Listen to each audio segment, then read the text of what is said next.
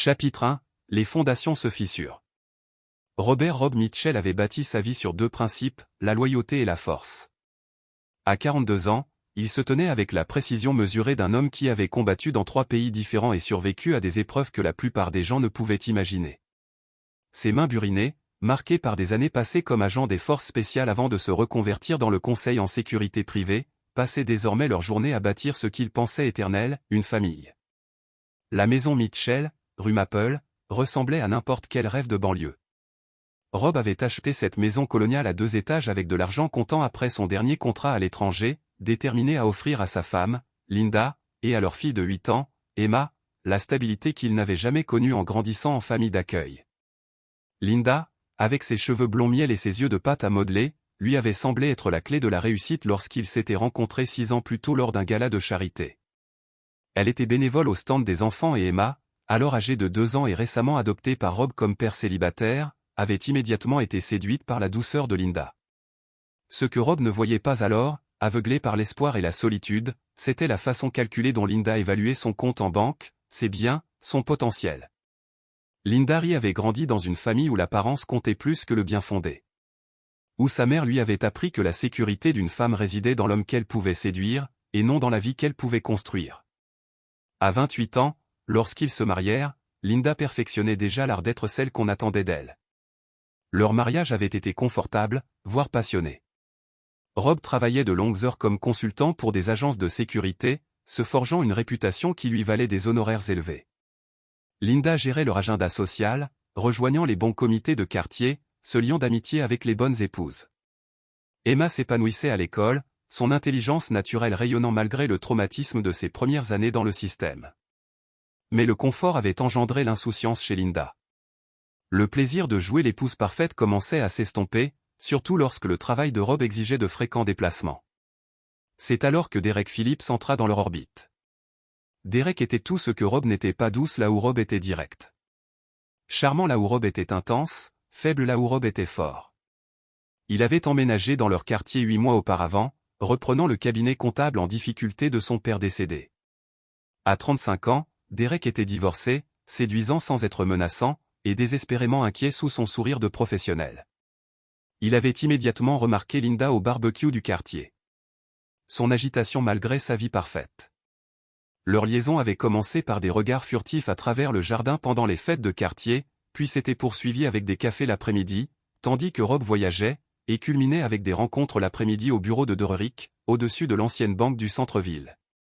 Linda se disait que ce n'était pas sérieux, juste de l'excitation, quelque chose pour combler le vide d'un mariage devenu prévisible. Robson avait changé. Le rire de Linda semblait forcé, son affection mécanique.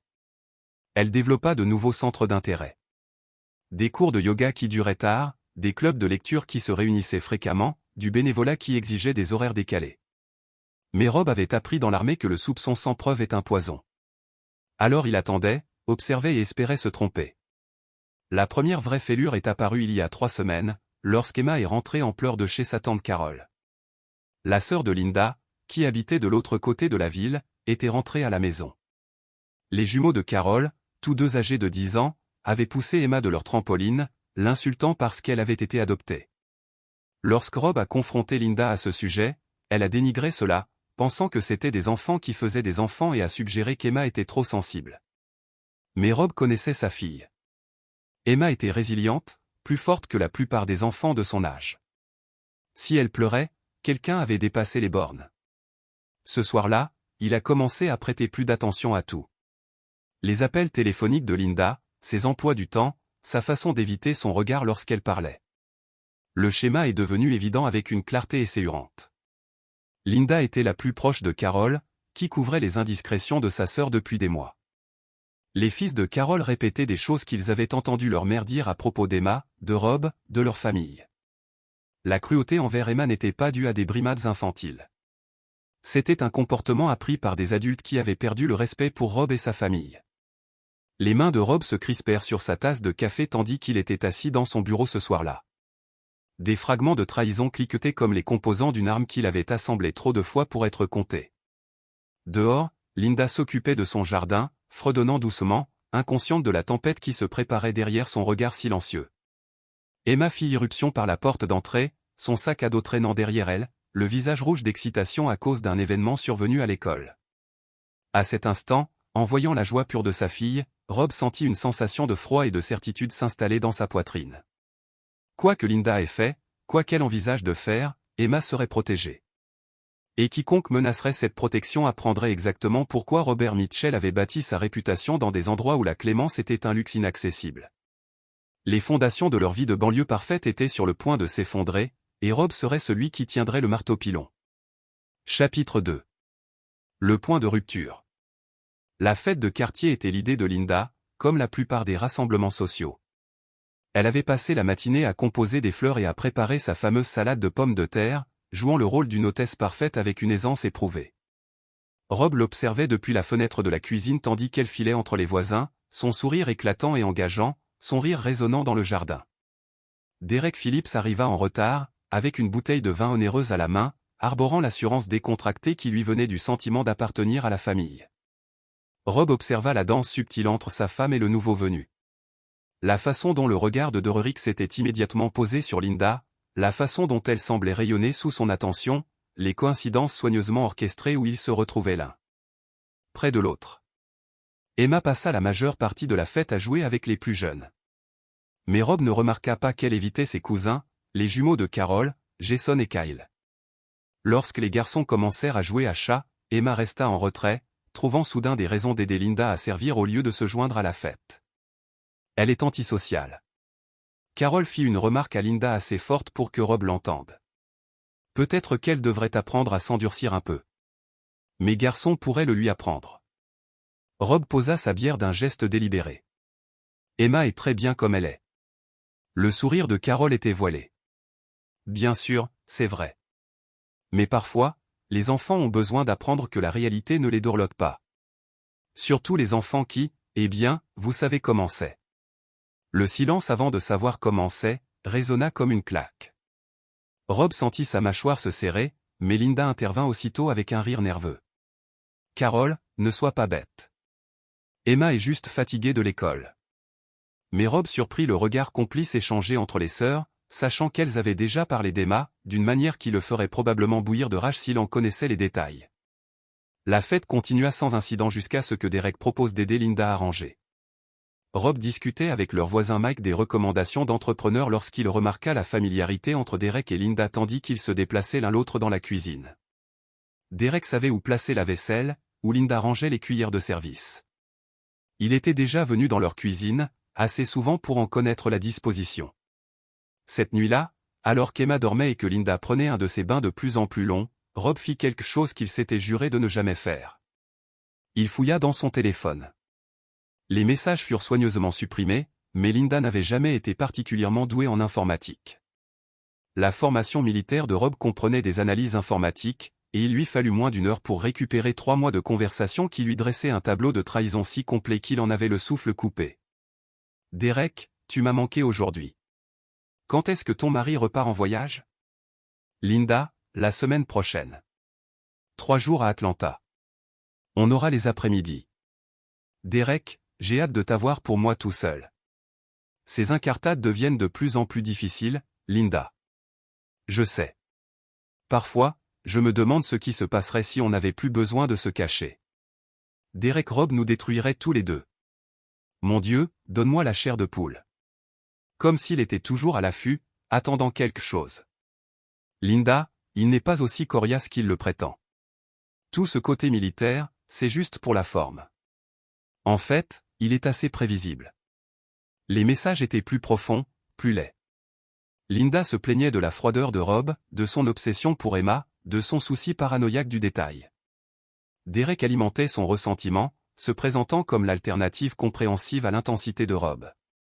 Mais le message qui avait réduit la vision de Rob à un tunnel de pure rage datait d'il y a 2 semaines.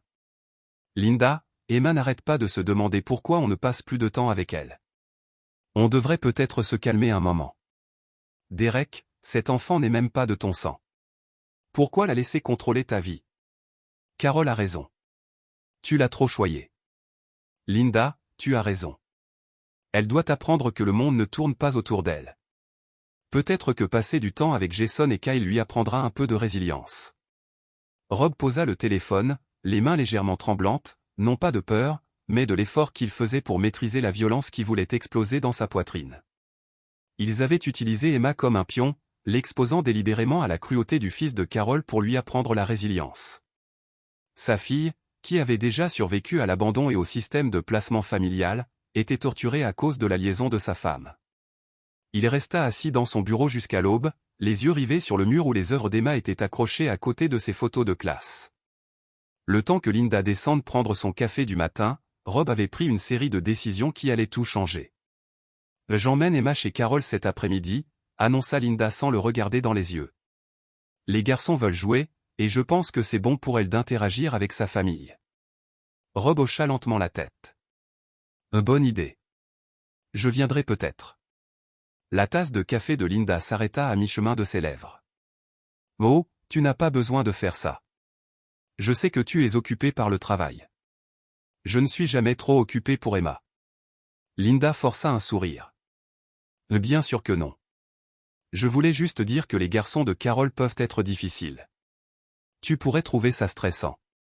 Je pense que je peux gérer 2 enfants de 10 ans. » Une lueur passa dans les yeux de Linda. Calcul, inquiétude. Mais elle hocha la tête et se détourna, son téléphone bourdonnant déjà de ce que Rob savait être des messages affolés à Derek concernant le changement de plan. Cet après-midi-là, Rob prendrait enfin la pleine mesure de la trahison de sa famille.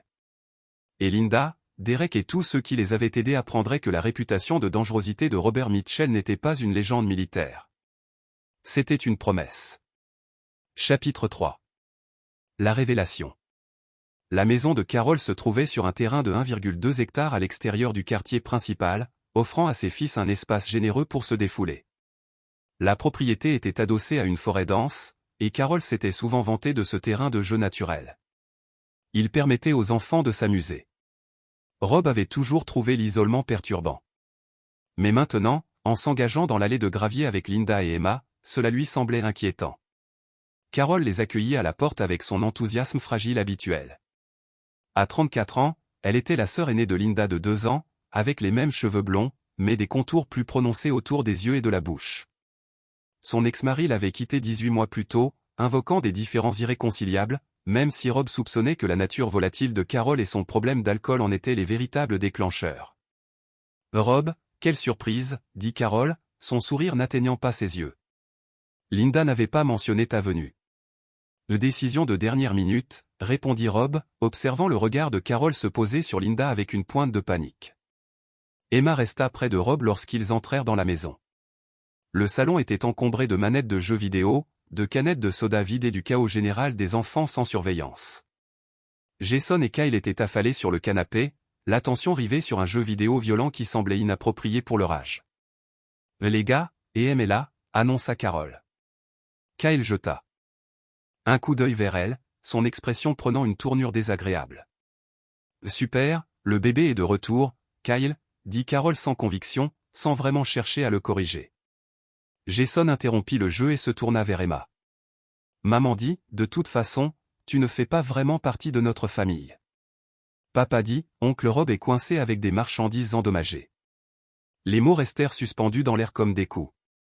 Le visage d'Emma se décomposa, mais avant que Rob puisse répondre, Linda rit nerveusement. « Les enfants disent des choses insensées, n'est-ce pas ?» Rob sentit quelque chose de fondamental changer en lui. La femme qu'il avait épousée, celle à qui il avait confié le bien-être de sa fille, se tenait là, à excuser sa cruauté délibérée envers une enfant de 8 ans. Son enfant, Emma, pourquoi n'irais-tu pas jouer dans le jardin? Linda suggéra, les garçons pourraient te montrer leur nouveau trampoline. Emma leva les yeux vers Rob d'un air suppliant, mais Linda la guidait déjà vers la porte de derrière. Vas-y, ma chérie. Amuse-toi bien. Rob les suivit dehors. Ses sens s'étaient exacerbés, comme ils avaient été entraînés lors des missions de reconnaissance. Carol se servit un grand verre de vin alors qu'il n'était que 15 heures, et Linda consultait constamment son téléphone, ses doigts volant sur le clavier. Les garçons conduisirent Emma au grand trampoline installé près de la forêt. La suite des événements resterait gravée à jamais dans la mémoire de Rob. Seule la vraie famille passe en premier, annonça Jason en grimpant sur le trampoline. Kyle le suivit et ils commencèrent à sauter agressivement, rendant la surface instable. Viens, Emma, appela Kyle. Si tu peux monter, tu peux sauter avec nous. Emma s'approcha avec hésitation. Alors qu'elle essayait de grimper, Jason sauta volontairement fort, la faisant tomber en arrière. Elle atterrit maladroitement, se tenant le bras. « Oups » dit Kyle en riant. « Je suppose que tu n'es pas assez forte. » Emma s'assit dans l'herbe, le visage ruisselant de larmes, tenant son bras. Rob s'avança, mais Linda était déjà en mouvement. « Emma, lève-toi » dit Linda sèchement. « Tu vas bien. » « J'ai mal au bras. » Emma gémit. « Tu viens de tomber. » « Arrête de dramatiser. » La voix de Linda résonna dans la cour, et Rob sentit son monde basculer. Ce n'était pas la belle-mère aimante qui lisait des histoires à Emma avant de l'endormir et l'aider à faire ses devoirs. C'était une inconnue portant le visage de Linda. Carol apparut à côté de Linda, un verre de vin à la main.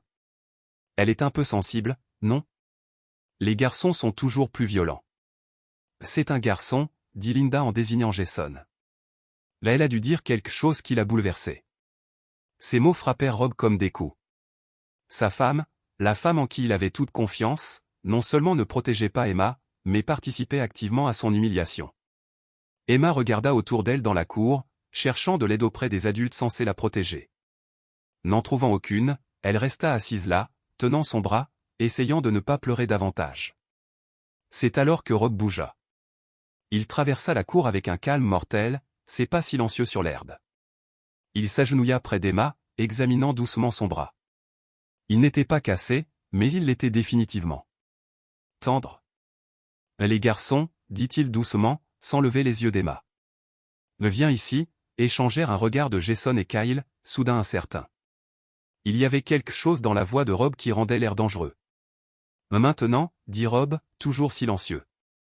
Ils descendirent du trampoline, avançant à contre-cœur. Rob se leva lentement, gardant Emma derrière lui. Lorsqu'il regarda les garçons, ils reculèrent instinctivement d'un pas. Son regard était glacial, comme on les avait vus dans les films, mais jamais dans la vraie vie. « Tu as poussé ma fille » dit Rob. « Exprès ?»« On jouait, c'est tout » balbutia Jason. « Non. » La voix de Rob tranchait l'excuse comme une lame de rasoir. Tu l'entendis délibérément, et tu en ris. Carol se précipita, son vin giclant. Rob, ce ne sont que des enfants. Tu leur fais peur. Rob l'ignora, son attention fixée sur Linda. Dis-leur de s'excuser.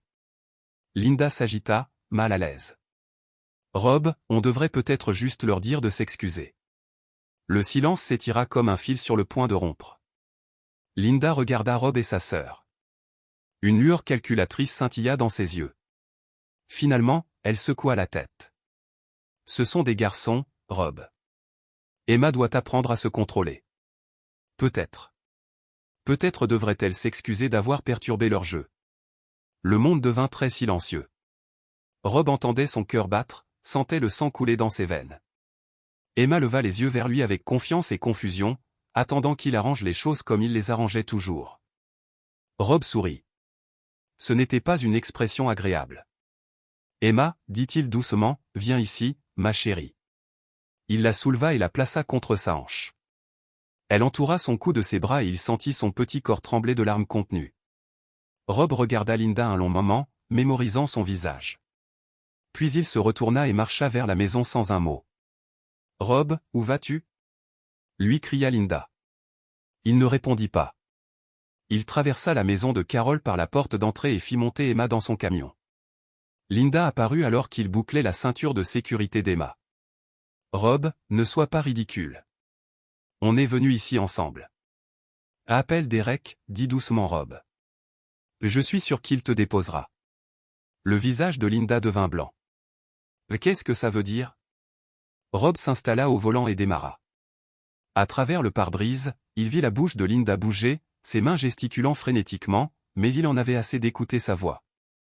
Alors qu'il s'éloignait, Emma prit enfin la parole. « Papa, on rentre à la maison. »« Oui, ma puce, on rentre à la maison. » Mais la maison allait prendre une toute autre tournure, car dans 48 heures, Rob allait passer un coup de fil qui allait tout changer. Et Linda, Derek, Carol et tous ceux qui avaient contribué à blesser sa fille allaient apprendre que certains hommes ne se mettent pas seulement en colère, ils se vengent. Chapitre 4, l'appel. 2 jours après avoir quitté la maison de Carole, Rob était assis dans son bureau, Emma recroquevillée dans le fauteuil à côté de lui, lisant un livre sur les chevaux. Son bras allait bien.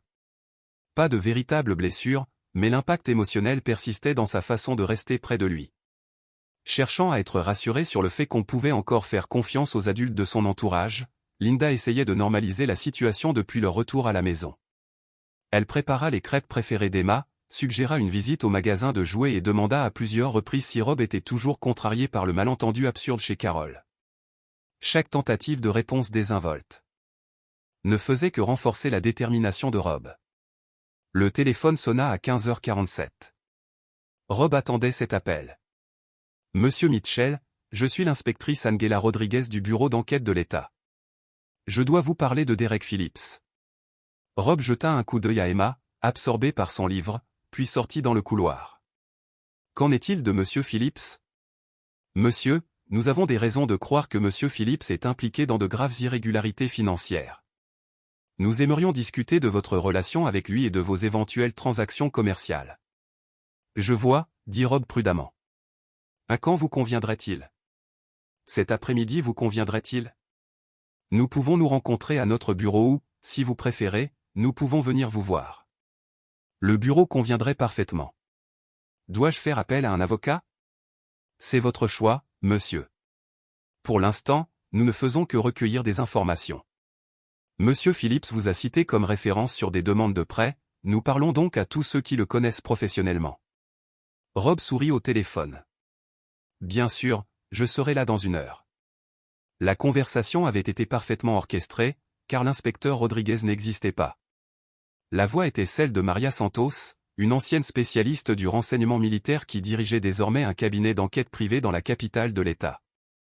Rob avait travaillé avec Maria sur 3 contrats à l'étranger, et elle lui devait la vie après une extraction à Moldova qui avait mal tourné. Rob avait appelé Maria 3 jours plus tôt pour une simple demande. Imaginez un scénario qui obligerait Derek Phillips à se rendre au commissariat local pour un interrogatoire sur des délits financiers. Il n'était pas nécessaire que ce soit réel, juste assez convaincant pour que Derek reste seul et nerveux pendant plusieurs heures, le temps que Rob mette les choses en place. Linda était dans la cuisine lorsque Rob est descendu. « Je dois faire quelques courses, » lui a-t-il dit. « Serez-vous là avec moi ? Emma ? » « Bien sûr, » dit Linda sans lever les yeux de son ordinateur portable. Elle tapait frénétiquement depuis 1 heure, probablement pour tenir Derek au courant des mystérieux développements.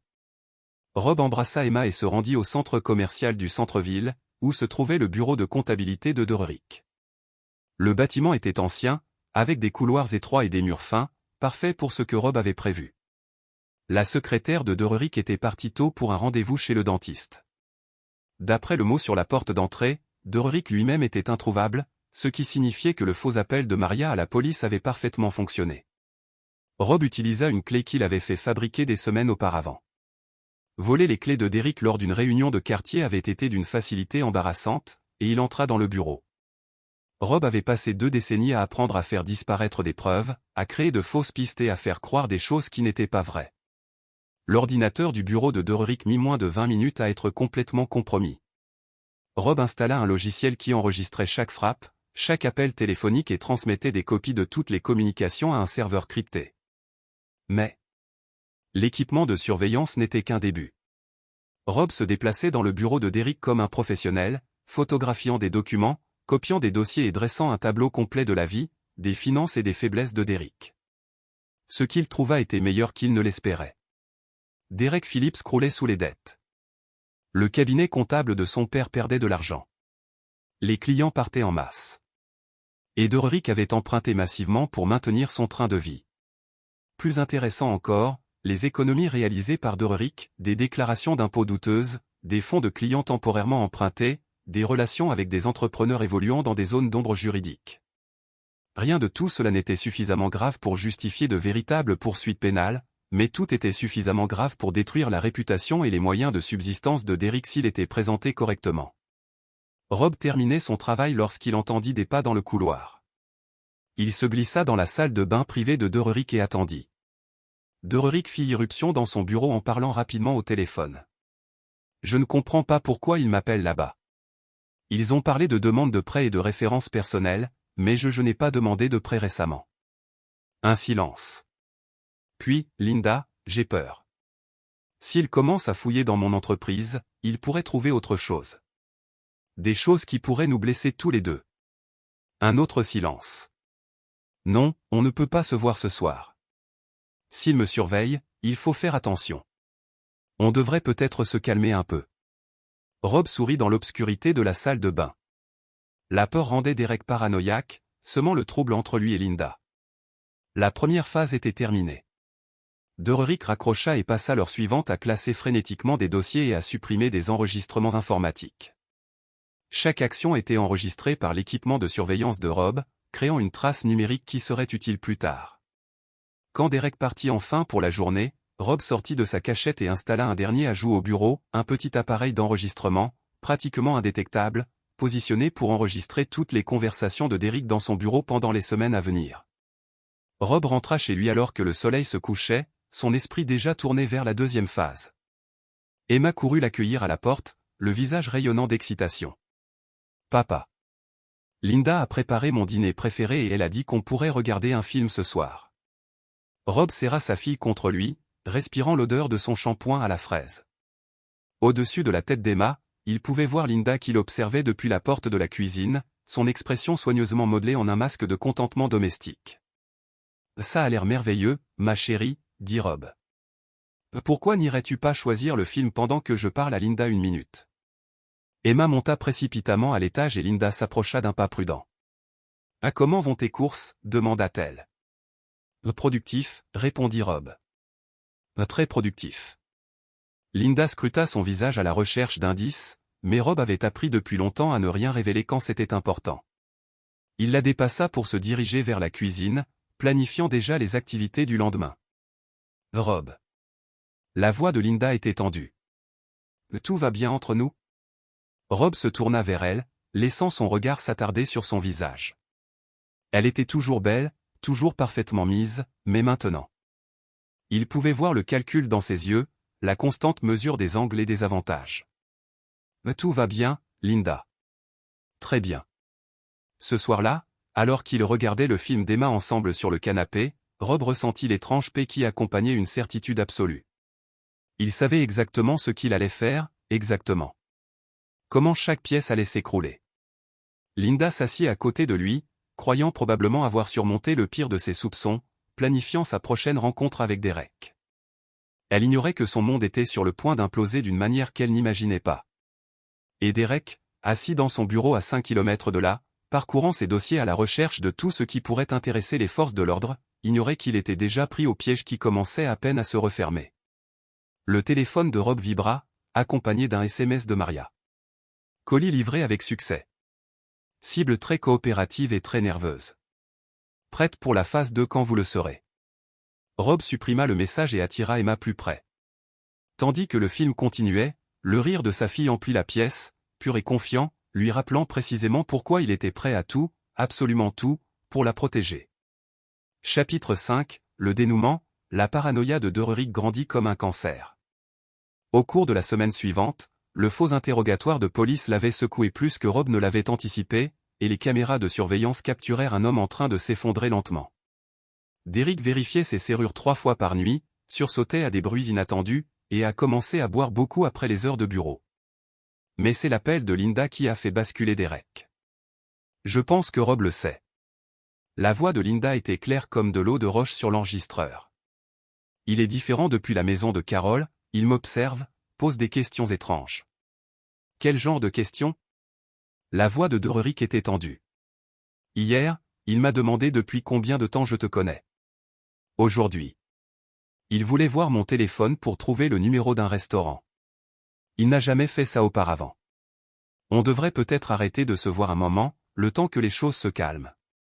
Derek, j'ai besoin que tu comprennes quelque chose. La voix de Linda prit une tournure froide que Rob reconnut, mais Derrick apparemment non. Si Rob découvre pour nous, il nous détruira tous les deux. Mais si tu m'abandonnes maintenant, je te détruirai en premier. Il y eut un long silence. Qu'est-ce que ça veut dire?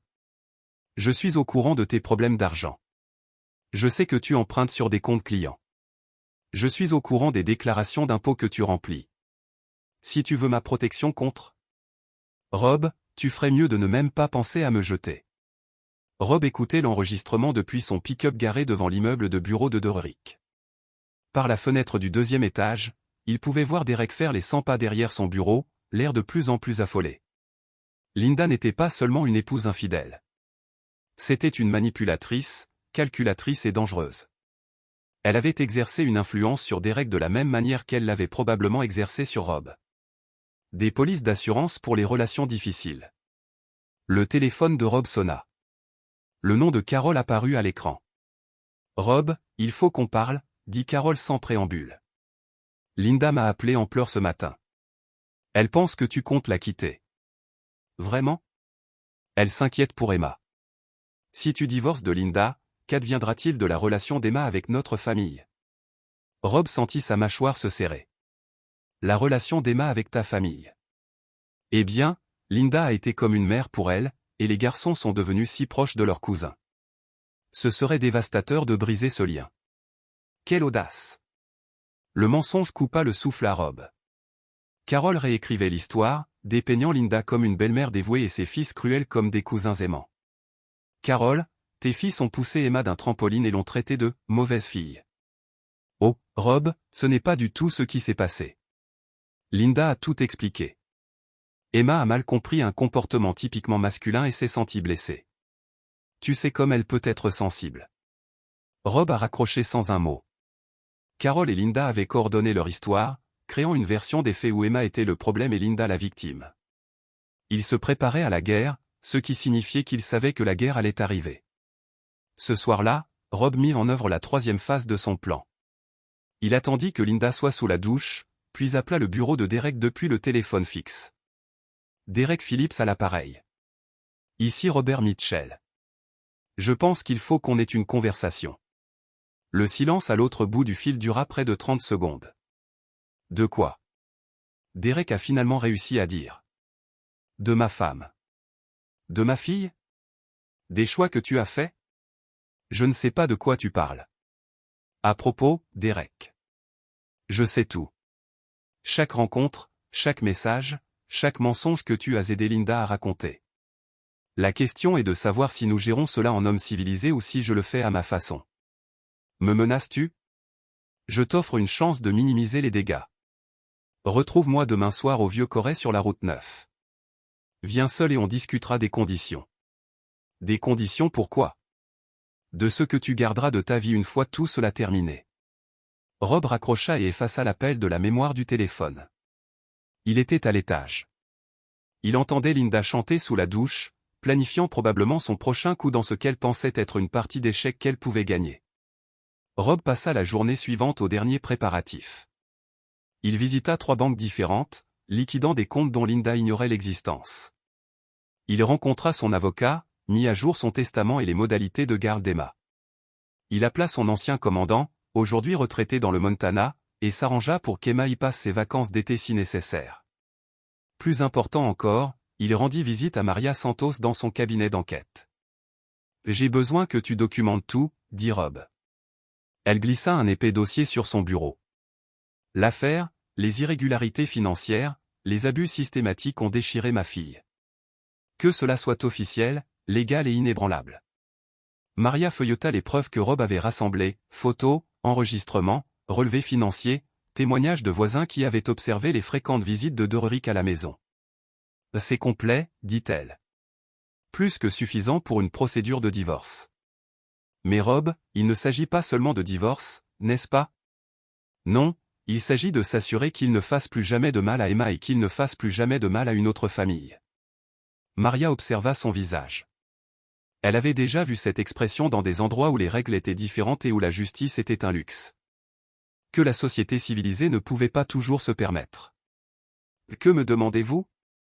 Des documents. Quand ce sera terminé, je veux que le dossier montre exactement qui ils sont et ce qu'ils ont fait. Je veux que ce soit si clair qu'aucun tribunal, aucun membre de la famille, aucun ami ne prendra plus jamais leur parti. Cette nuit-là, Derek appela Linda. Rob écouta la conversation grâce à son équipement de surveillance. Il observa Linda faire les 100 pas dans leur chambre pendant qu'elle Il a parlé. Il veut qu'on se retrouve à la carrière. Derick a dit, Linda, je crois qu'il va me tuer. Ne sois pas ridicule. Rob n'est pas violent. Tu n'as pas entendu sa voix. Il ne s'agit pas de discuter. Il sait tout et il prépare quelque chose. Alors, ne pars pas. Et après? Tu as dit toi-même qu'il nous détruirait tous les deux. Au moins, si je le rencontre, je pourrais peut-être le convaincre de me laisser quitter la ville discrètement. Linda resta silencieuse un long moment. C'est peut-être mieux ainsi. Tu devrais peut-être quitter la ville. Sérieux?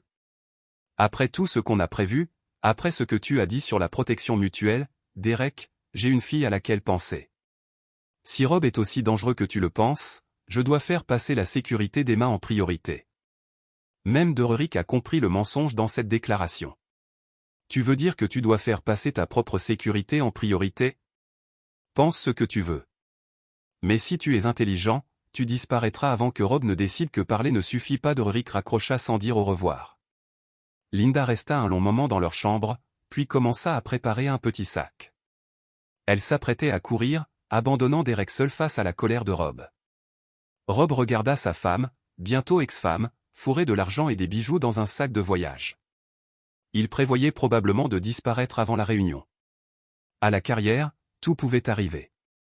Elle allait laisser Derek affronter seul les conséquences de leur liaison pendant qu'elle s'échappait pour prendre un nouveau départ. Mais Linda avait commis une grave erreur de calcul. Elle pensait que la colère de Rob était concentrée sur Derek. Que l'écarter de l'équation lui permettrait de reconstruire son mariage par la manipulation et le temps. Elle ignorait que la fureur de Rob n'était pas partagée entre eux. Elle était décuplée par eux. Et demain soir, à la carrière, Derick apprendrait exactement ce qui arrive aux hommes qui ont blessé la fille de Robert Mitchell. Mais le châtiment de Derick ne serait qu'un début. Linda devait encore rendre des comptes.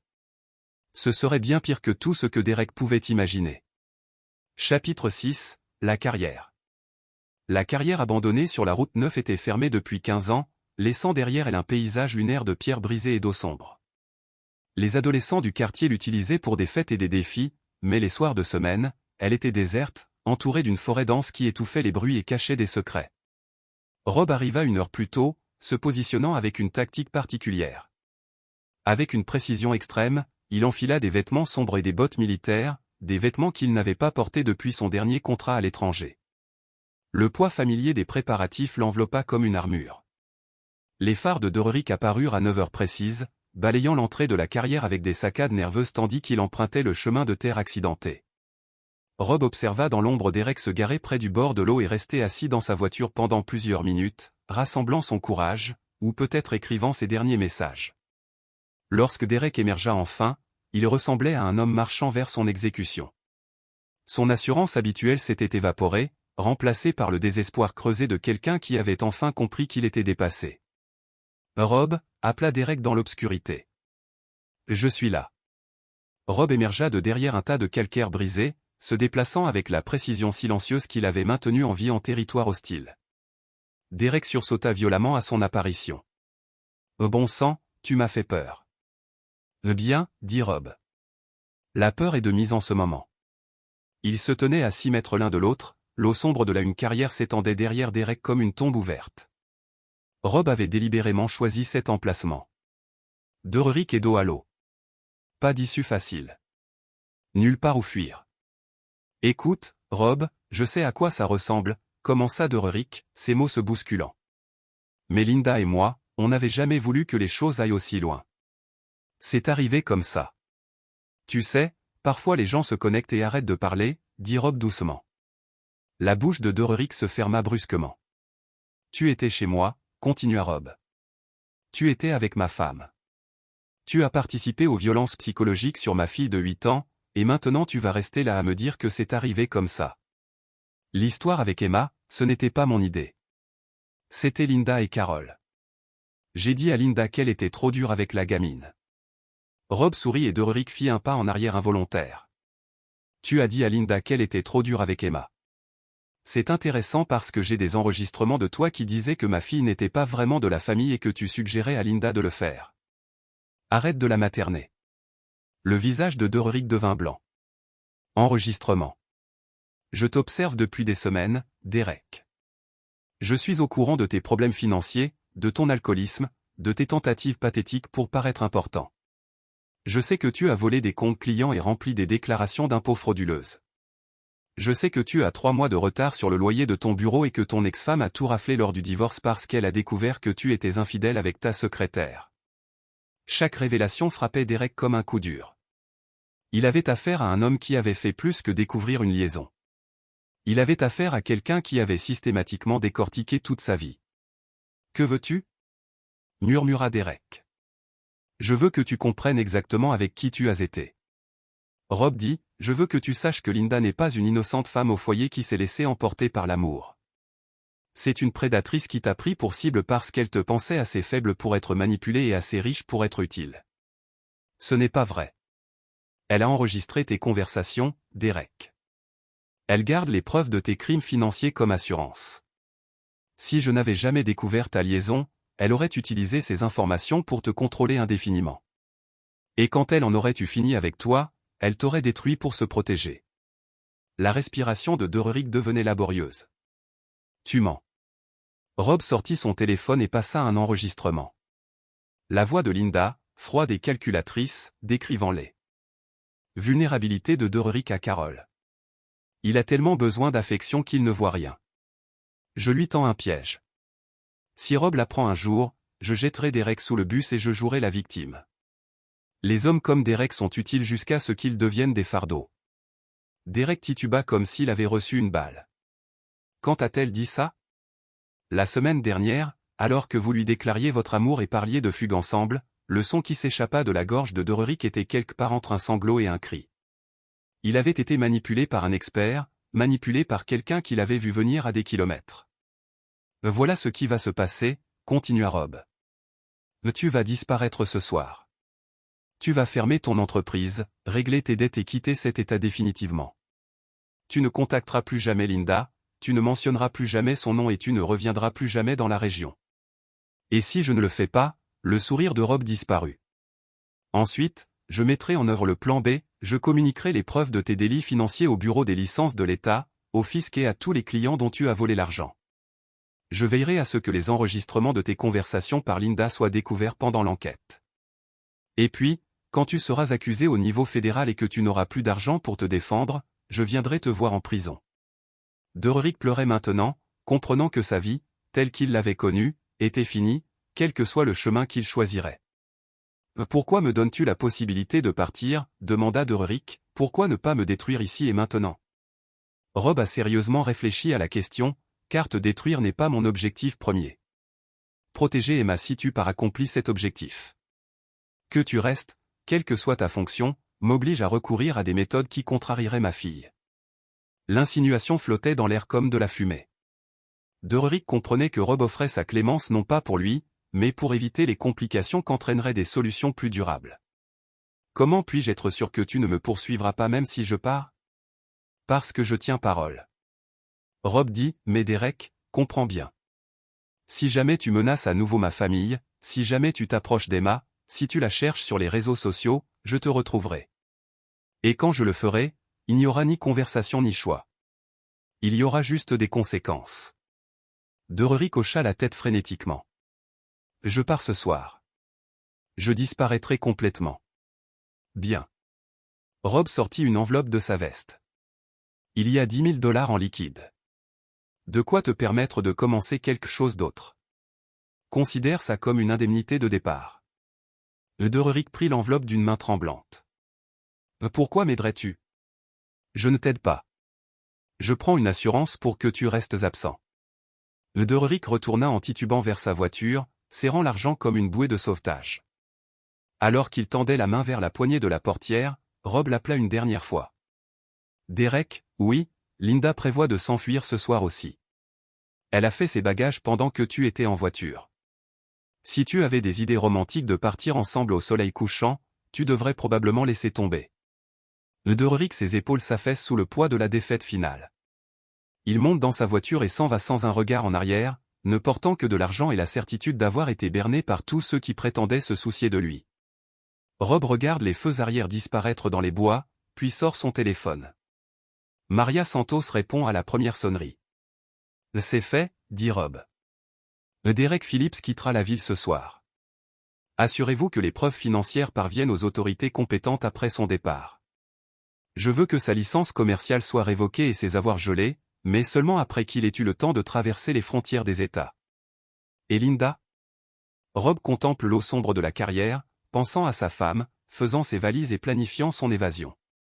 Elle pensait qu'éloigner Derek lui permettrait de gagner du temps pour reconstruire sa position. Peut-être même de convaincre Rob que la liaison était l'idée de Derek depuis le début. La punition de Linda ne fait que commencer, dit Rob. Et elle sera bien pire que celle de Derek. Chapitre 7. Le piège se referme. Linda était partie lorsque Rob est rentré chez lui à minuit. Emma dormait en sécurité chez leurs voisins. Rob avait organisé une soirée pyjama plus tôt dans la journée, sachant que la soirée serait compliquée. La maison semblait différente, vide, comme si l'absence de Linda avait dissipé un nuage toxique dont Rob n'avait pas soupçonné la présence. Les cartons d'emballage précipités de Linda trahissaient la panique et la culpabilité.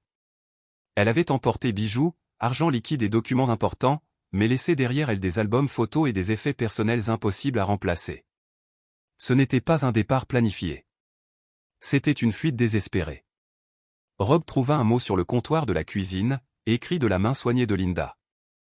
Rob, j'ai besoin de temps pour réfléchir à notre mariage.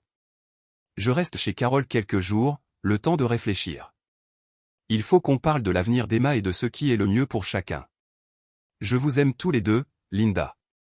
Même en fuyant au milieu de la nuit, Linda continuait à jouer les comédies, se positionnant en épouse attentionnée, prenant de la distance pour sauver leur mariage. Elle ignorait que Rob avait anticipé ce déménagement et s'était préparé en conséquence.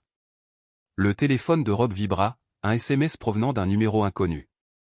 Linda Mitchell s'était enregistrée au Riverside Motel, sur l'autoroute 14, à 23h47. Chambre 237. Elle avait payé comptant pour 3 nuits. Le message provenait de Tommy Kowalski, un ancien policier militaire qui travaillait désormais dans la sécurité privée dans le secteur. Robert lui demanda une faveur, sachant que Linda éviterait la maison de Carole malgré ce que prétendait son père. Linda était trop intelligente pour impliquer sa sœur dans la suite. Elle voulait de la distance et du déni. Rob passa l'heure suivante à mettre en œuvre les dernières phases de son plan, appel téléphonique à des contacts stratégiques, transfert de fichiers électroniques, activation de protocoles de surveillance en sommeil depuis des semaines. À l'aube, Linda serait prise au piège dans une toile dont elle ignorait l'existence. Le lendemain matin, Rob alla chercher Emma à la soirée pyjama et l'emmena déjeuner dans son restaurant préféré. Elle était inhabituellement silencieuse, grignotant ses crêpes au lieu de les dévorer avec l'enthousiasme habituel d'une enfant de 8 ans. « Papa, où est Linda ? » Elle a dû aller voir ta tante Carole pendant quelques jours, dit doucement Rob. Parfois, les adultes ont besoin de passer du temps.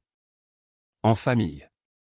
Emma hocha la tête, mais son expression resta troublée. Est-ce qu'elle revient ? Rob observa le visage de sa fille, y voyant une intelligence et une intuition que la plupart des adultes sous-estimaient. Emma avait senti la tension dans leur maison, les subtils changements dans la dynamique relationnelle que les enfants remarquaient même lorsqu'ils ne parvenaient pas à les exprimer. Peut-être pas, ma chérie. Qu'en penses-tu ? Emma réfléchit sérieusement à la question, son petit visage crispé par la concentration. Serait-ce juste toi et moi à nouveau ? Juste toi et moi. Ce serait bien, dit doucement Emma. Linda a changé ces derniers temps. Pas vraiment méchante, mais pas aussi gentille qu'avant. Rob sentit son chagrin et sa guérison simultanément. Emma avait remarqué le changement de comportement de Linda, l'érosion progressive de son affection et de sa protection. Sa fille était plus perspicace qu'on ne le pensait. Tu sais quoi, Em ? Et si on passait la journée à faire ce que tu veux ? Film, glace crème, cette librairie que tu adores. Le visage d'Emma s'illumina pour la première fois depuis des semaines. Vraiment ? Toute la journée ? Toute la journée ? Juste nous deux. Alors qu'Emma courait chercher sa veste, le téléphone de Rob sonna. La voix de Maria Santos était claire et professionnelle. Linda a essayé d'accéder au compte joint ce matin. Les banques ont signalé les tentatives comme suspectes et ont tout gelé en attendant l'enquête. Parfait. Et les autres arrangements ?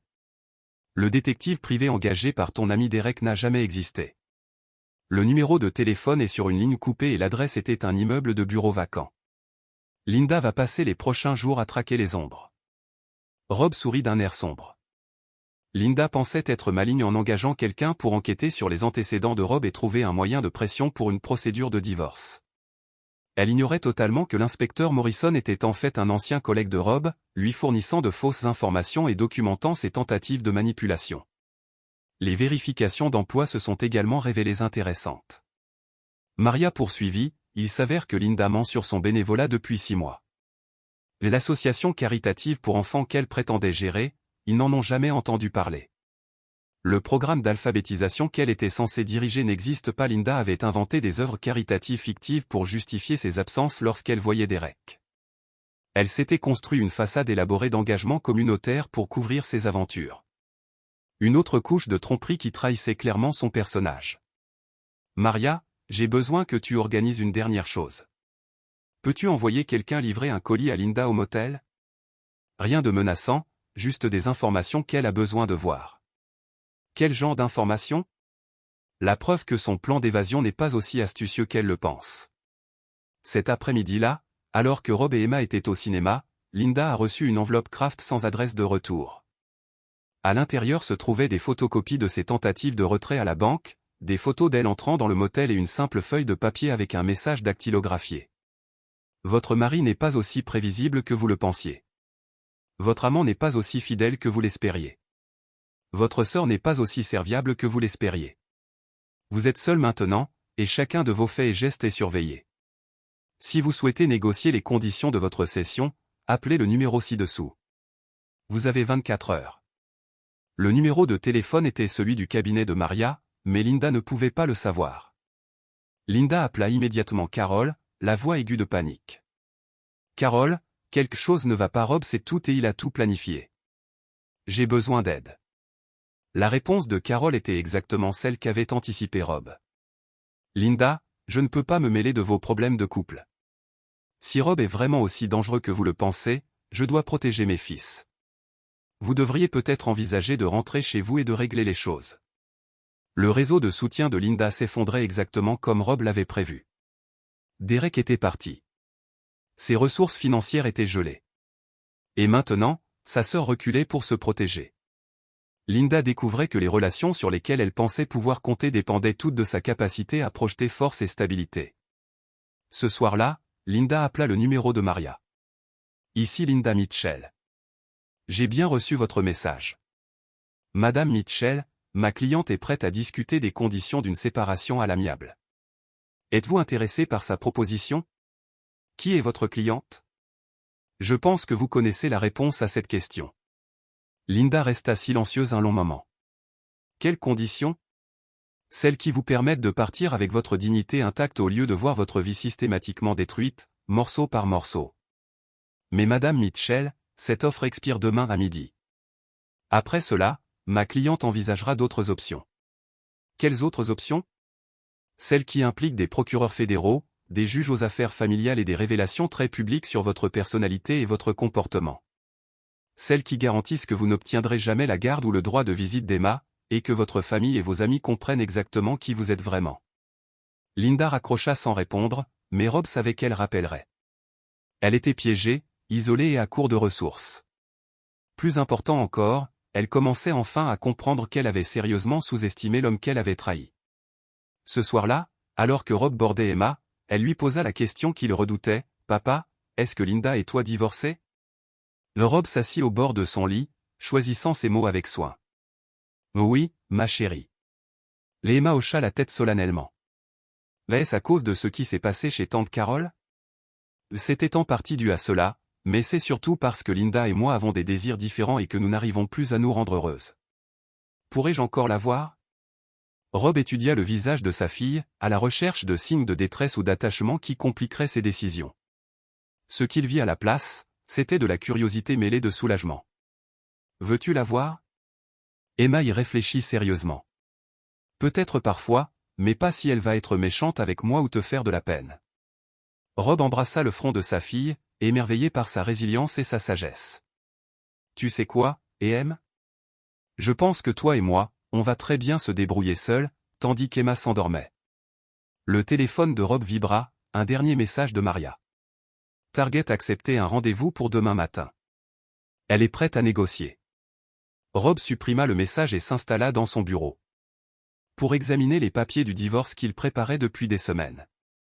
Linda pensait se lancer dans des négociations, mais en réalité, elle assistait à une cérémonie de reddition. Le piège était tendu. La proie était acculée. Et demain, Rob offrirait à Linda un dernier choix, accepter ses conditions et disparaître discrètement, ou subir les conséquences d'une trahison envers un homme qui n'oubliait jamais et ne pardonnait jamais. Chapitre 8. Le jugement. Linda arriva au café de Main Street, l'air de ne pas avoir dormi depuis des jours. Ses cheveux, habituellement impeccables, étaient en bataille. Son maquillage ne cachait pas les cernes sous ses yeux, et ses mains tremblaient légèrement tandis qu'elle scrutait la pièce à la recherche de visages familiers. Maria Santos était assise dans un box d'angle, vêtue d'un tailleur classique qui lui donnait l'air d'une avocate d'affaires. Elle avait choisi cet endroit exprès, suffisamment public pour se sentir en sécurité, suffisamment calme pour une conversation sérieuse et suffisamment proche du palais de justice pour envoyer un message subtil sur les conséquences juridiques qui pesaient sur l'avenir de Linda. « Madame Mitchell » dit Maria à Linda qui s'approchait. « Merci d'être venue. » Linda se glissa dans la cabine en face de Maria, ses mouvements nerveux et nerveux. « Où est Rob ? Ma cliente préfère gérer ses affaires par l'intermédiaire d'un avocat. Je suis Maria Santos, avocate et détective privée. Monsieur Mitchell a retenu mes services pour faciliter une résolution claire de votre mariage. Je souhaite parler directement à mon mari. Ce n'est plus possible. Madame Mitchell, Monsieur Mitchell vous a présenté un choix, et vous avez exactement. Maria a regardé sa montre. 4 heures pour prendre votre décision. Le sang-froid de Linda se brisa légèrement. Quelle décision ? Maria ouvrit un épais dossier et commença à disposer les documents avec une précision méthodique. Des relevés bancaires attestant des délits financiers de Derek. Des photos de Linda entrant dans l'immeuble de bureau de Derek à des heures suspectes. Des transcriptions de conversations enregistrées entre Linda et Derek évoquant leur liaison et leur traitement cruel envers Emma. Le choix est simple, poursuivit Maria. Vous pouvez signer l'accord de divorce que nous avons préparé, qui comprend des clauses très précises concernant votre comportement futur et votre renonciation totale à toute prétention sur les biens de Monsieur Mitchell ou la garde d'Emma. Ou vous pouvez refuser et nous présenterons ces preuves en audience publique tout en poursuivant votre ancien amant pour fraude financière. Linda fixait les preuves étalées sur la table, son visage subissant un tourbillon d'émotions. Choc, peur, colère, et enfin une pointe de panique. C'est du chantage. Non, Madame Mitchell. Le chantage consisterait à vous demander de l'argent ou des faveurs en échange de votre silence. Il s'agit de conséquences. Vous avez commis l'adultère, comploté pour maltraiter psychologiquement un enfant et aider un homme que vous saviez coupable de délits financiers. Nous vous offrons une chance d'échapper à ces conséquences en vous soumettant volontairement. Linda prit une des photos d'elle et Derek enlacés devant son bureau et l'examina avec une horreur croissante. Depuis combien de temps Rob m'observe-t-il ? Assez longtemps pour tout documenter. Votre mari est très minutieux, Madame Mitchell. L'entraînement militaire tend à inculquer cette qualité. Quelles sont les conditions ? Maria glissa un document juridique sur la table. Dissolution totale du mariage sans aucun règlement financier pour vous. Monsieur Mitchell conserve la maison, tous les comptes bancaires, placements et véhicules. Vous renoncez à toute prétention à la garde ou au droit de visite d'Emma. J'ai aidé à élever cet enfant pendant 4 ans. Tu as participé à ces violences psychologiques pendant des mois, répondit Maria froidement. Les enregistrements le montrent très clairement. Linda lut le document, son visage pâlissant à chaque page. Je n'ai plus rien. Tu conserves ta liberté et ton anonymat. L'alternative est des poursuites fédérales, l'humiliation publique et la destruction sociale totale. À toi de choisir. Et Derek ? Que lui est-il arrivé ? Monsieur Phillips a choisi de déménager plutôt que d'assumer les conséquences de ses actes. Une sage décision, tout compte fait. Linda déposa les papiers, les mains tremblantes. Rob avait tout planifié, n'est-ce pas ? Dès qu'il a découvert la liaison. Monsieur Mitchell est un stratège. Tu as trahi sa confiance et menacé le bien-être de sa fille. Pensais-tu vraiment qu'il te pardonnerait et te suivrait de près ? Linda rit amèrement. Je croyais le connaître. Je pensais que c'était juste un autre mari de banlieue qui se battait pour son mariage et essayait de me reconquérir. Tu as gravement sous-estimé ton mari. Et si je refusais de signer? L'expression de Maria se durcit. Demain matin, des agents fédéraux arrêteront Derek Phillips pour fraude électronique, fraude fiscale et détournement de fonds. Au cours de cette enquête, ils découvriront des preuves de votre liaison et de votre connaissance de ces crimes. Le journal local recevra des copies de toutes les preuves, y compris les enregistrements où vous évoquez la manipulation d'Emma et votre intention de faire accuser votre mari de violence psychologique s'il découvrait votre relation. Linda ferma les yeux, comprenant que tous les angles avaient été explorés, toutes les échappatoires bloquées. Votre famille apprendra que vous avez menti sur vos activités caritatives pour couvrir vos liaisons. Vos amis découvriront que vous comptiez détruire la réputation de votre mari pour protéger votre amant. Emma verra des documents attestant de vos sentiments réels à son égard, notamment votre déclaration selon laquelle elle était une victime avariée qui avait besoin d'apprendre sa place. Arrêtez, murmura Linda. Et votre sœur Carole fera l'objet d'une enquête pour maltraitance infantile en raison du traitement infligé par son fils à Emma et de sa participation à la dissimulation de vos mensonges. Je crois comprendre qu'elle a déjà des difficultés financières depuis son divorce. Un examen minutieux par le gouvernement fédéral détruirait probablement ce qui lui restait de stabilité. Les mains de Linda tremblaient ouvertement. Rob n'avait pas seulement planifié sa destruction. Il avait orchestré l'effondrement total de tous ceux qui avaient permis sa trahison. Comment puis-je être sûr que Rob tiendra parole si je signe ceci? Parce que le dossier militaire de M. Mitchell montre que c'est un homme qui honore ses engagements. Signez les documents. Disparaissez discrètement et vous n'entendrez plus jamais parler de lui. Refusez et vous découvrirez exactement de quoi il est capable quand on menace sa fille. Linda fixa les papiers du divorce un long moment, puis prit le stylo, proposa Maria. Où dois-je signer? Chaque page marquée d'un X, chaque paragraphe décrivant vos restrictions comportementales. Tandis que Linda signait son renoncement à son mariage, à ses prétentions envers Emma et à son avenir dans leur communauté, Maria prenait des notes dans un dossier séparé. Chaque signature était consignée, créant une preuve juridique inviolable de la reddition volontaire de Linda. Il reste une dernière chose, dit Maria lorsque Linda eut terminé de signer. Même le docteur Mitchell veut que vous compreniez clairement quelque chose. Quoi? Si jamais vous tentez de contacter Emma par les réseaux sociaux, par courrier, par téléphone ou par tout autre moyen, M. Mitchell considérera cela comme une violation de cet accord. Si jamais vous revenez dans cette zone ou tentez d'interférer dans la vie d'Emma de quelque manière que ce soit, la protection offerte par ce document sera nulle et non avenue. Linda hocha la tête d'un air hébété.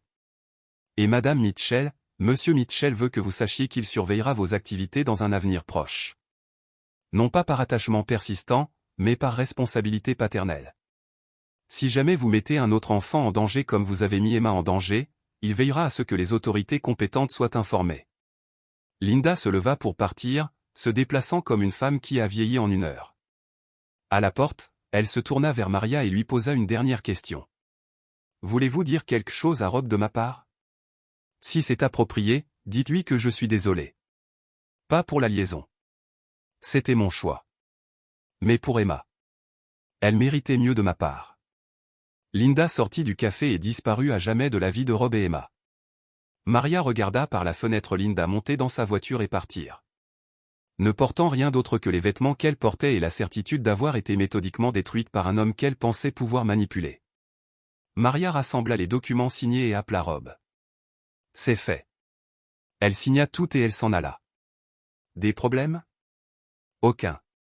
Elle comprenait parfaitement l'enjeu. Oh, et Rob. Elle m'a demandé de te dire qu'elle était désolée pour Emma.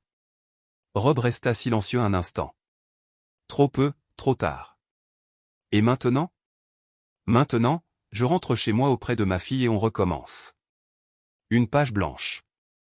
Pas de retour en arrière. Et Linda a fait ses choix. Elle en assumera les conséquences. Alors que Maria se dirigeait vers le tribunal pour déposer les papiers du divorce, Rob récupérait Emma à l'école. Sa fille courut vers lui avec la joie insouciante d'un enfant qui sentait que le nuage noir qui planait sur leur famille se dissipait enfin. « À comment s'est passée l'école, ma chérie ?» Rob a demandé alors qu'Emma bouclait sa ceinture de sécurité. « Bien. Madame Peterson a dit que je pourrais faire partie du groupe de lecture avancée le semestre prochain. Et devinez quoi?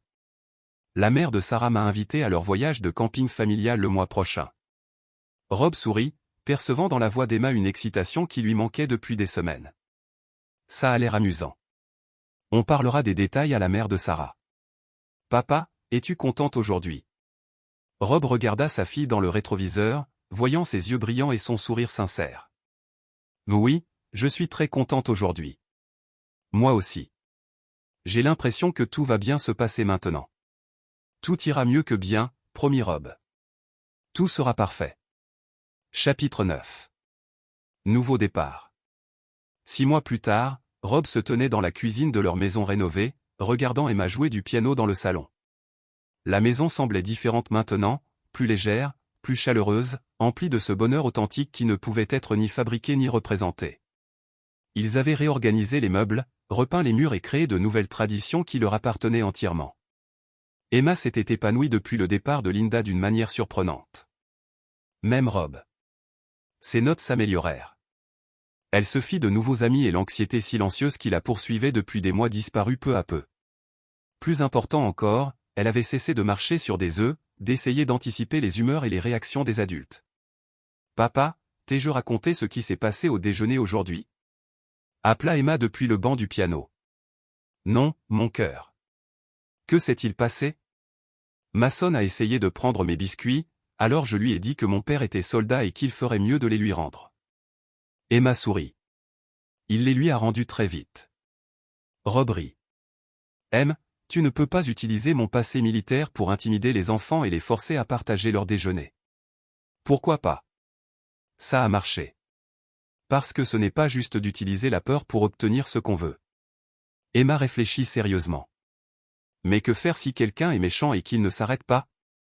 Alors tu utilises tes mots d'abord, tu demandes l'aide d'un professeur ensuite, et tu ne te défends physiquement qu'en cas d'absolue nécessité. Et si tout ça ne marche pas?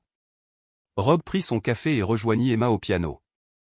Ensuite, tu me le dis et je gérerai la situation comme tu gères Linda et Derek. La question a pris Rob off guard. Il parlait rarement de Linda et Emma n'avait jamais mentionné Derek par son nom auparavant. Que voulez-vous dire, ma chérie? Je sais qu'ils étaient méchants avec vous et avec moi, et je sais que vous les avez fait disparaître.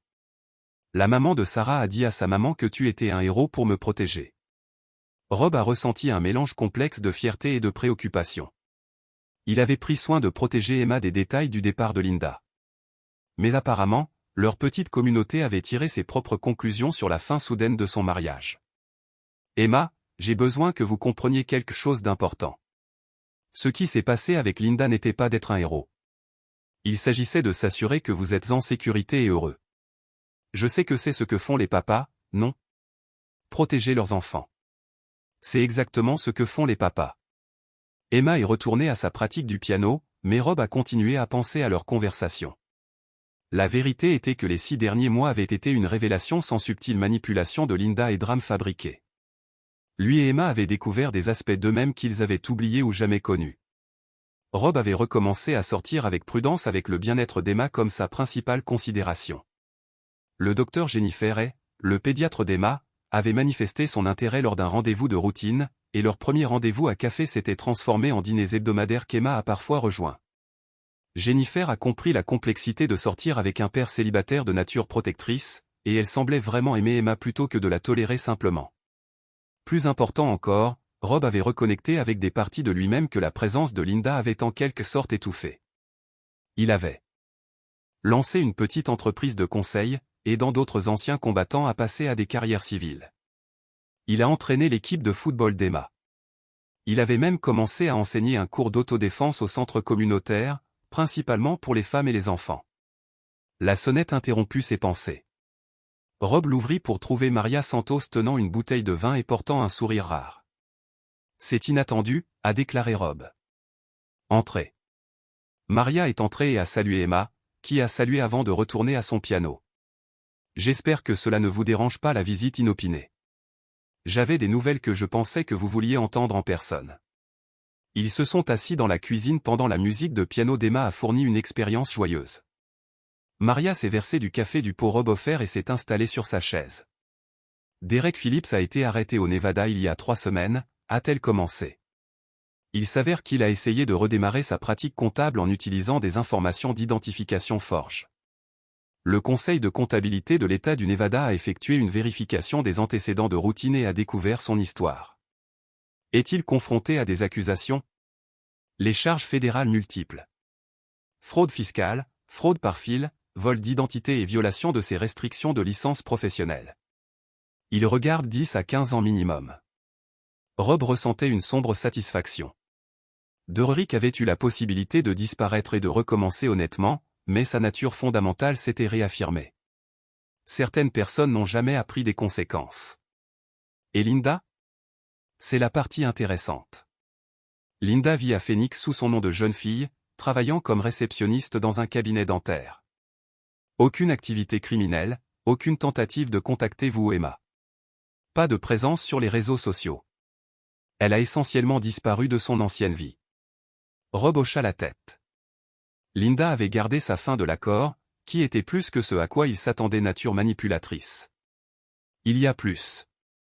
Maria a poursuivi, Carole a contacté mon bureau la semaine dernière. Ces garçons sont en thérapie pour des problèmes de comportement, et elle voulait s'excuser auprès de vous et d'Emma pour ce qui s'est passé chez elle. Qu'est-ce que tu lui as dit? Je lui ai dit que les excuses n'avaient pas de sens sans comportement de changement, et que tout contact avec ta famille devra me passer par moi en premier. Elle a compris. Emma a terminé sa pratique du piano et les a rejoints dans la cuisine, grimpant dans la chaise à côté de Rob. Tu parles de Maria qui a épargné. N'est-ce pas très bien pour être tenu responsable de leur choix? 4 d'entre eux avaient formé une amitié facile qui se transformait lentement en quelque chose de plus profond, exactement comme Jennifer et ses enfants. Maria a terminé son café et s'est préparée à partir. À la porte, elle se retourna pour Rob avec une dernière observation. Vous savez, pendant toutes mes années en faisant ce genre de travail, je n'ai jamais vu quelqu'un mettre en œuvre une réponse aussi complète à la trahison. La plupart des gens veulent une vengeance qui est rapide et visible. Ce que vous avez fait a été de créer des conséquences à long terme qui ont enseigné de réelles leçons. Je n'essayais pas d'enseigner des leçons, a répondu Rob. J'essayais de protéger Emma. Même chose dans ce cas. Emma a appris que les adultes de sa vie se battront pour elle. Derrick a appris que les actions ont des conséquences. Linda a appris que la manipulation a des limites. Et votre communauté a appris que vous n'êtes pas quelqu'un à sous-estimer. Après le départ de Maria, Rob et Emma ont passé la soirée à préparer le dîner ensemble. Une nouvelle tradition qu'ils avaient établie pour se terminer chaque jour. Emma a bavardé sur l'école, ses amis et ses plans pour le week-end. Sa voix brillante avec la confiance d'un enfant qui se sentait complètement en sécurité. Alors qu'il s'asseyait pour manger, Emma a posé une dernière question sur la conversation avec Maria. « Papa, tu es content que Linda soit partie ?» Rob considérait attentivement sa réponse. « Je suis content que nous soyons à la fois sûrs et heureux, monsieur, je suis content que vous n'ayez pas à vous soucier de l'injustice des adultes. Et je suis content que ce soit juste toi et moi, déterminer notre vie ensemble. Et si tu te mariais un jour? Si je le fais, ce sera à quelqu'un qui vous aime autant que moi et qui rend notre famille plus forte, pas plus faible. » Emma sourit. Comme Jennifer? Peut-être comme Jennifer. Mais c'est une décision que nous prenons ensemble en équipe. J'aime être dans votre équipe, papa. J'aime aussi être dans votre équipe, ma chérie. Alors qu'ils finissaient le dîner et commençaient leur routine de nettoyage du soir, Rob a réfléchi au voyage qui les avait amenés à ce point. Il y a 6 mois, il avait été un homme découvrant que son mariage était construit sur des mensonges et que sa fille était systématiquement détruite par des gens qui prétendaient l'aimer. Aujourd'hui, il était un père qui avait éliminé toutes les menaces au bien-être de son enfant et construit une fondation de vie suffisamment forte pour soutenir tout l'avenir qu'ils ont choisi de créer ensemble. Linda était à Phoenix vivant avec les conséquences de ses choix.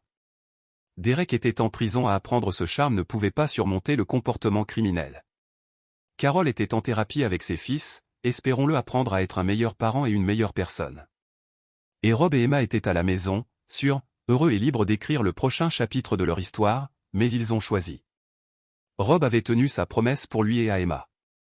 Il avait protégé ce qui comptait le plus, éliminé ce qui les a menacés et n'avait jamais compromis ses principes dans le processus. Certains hommes pardonnent et oublient. D'autres s'assurent que le pardon devient inutile parce que les menaces cessent simplement d'exister. Rob Mitchell avait choisi ce dernier chemin, et lui et Emma étaient plus forts pour cela. L'avenir les attendait, brillant avec possibilité, et sécurisé par la fondation inébranlable que Rob avait construite à travers la force, la planification et le refus absolu de laisser quelqu'un blesser à nouveau sa fille. Et là, vous l'avez. Une autre histoire prend fin.